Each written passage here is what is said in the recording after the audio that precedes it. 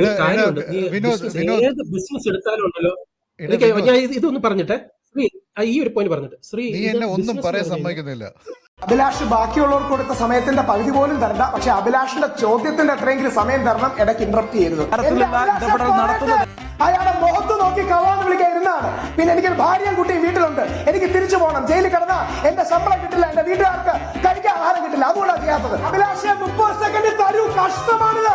താങ്കൾ ഇതല്ലേ പറയുന്നത്, പിന്നെ എങ്ങനെയാണ് 30 സെക്കൻഡ്? കഷ്ടമാണിത്. 30 സെക്കൻഡ് തരൂ. എന്തായാലും ചീഫ് ജസ്റ്റിസ് ആരെയും വ്യക്തിഹത്യ ചെയ്യാൻ താങ്കളെ അനുവദിക്കില്ല. താങ്കൾ ഇനിയിപ്പോ ഏതൊക്കെ അന്താരാഷ്ട്ര ചാനലിൽ ചർച്ച നടത്തിയെന്ന് പറഞ്ഞാലും ആരെയും വ്യക്തിഹത്യ നടത്താനുള്ള അനുവാദം ഉണ്ടാകില്ല.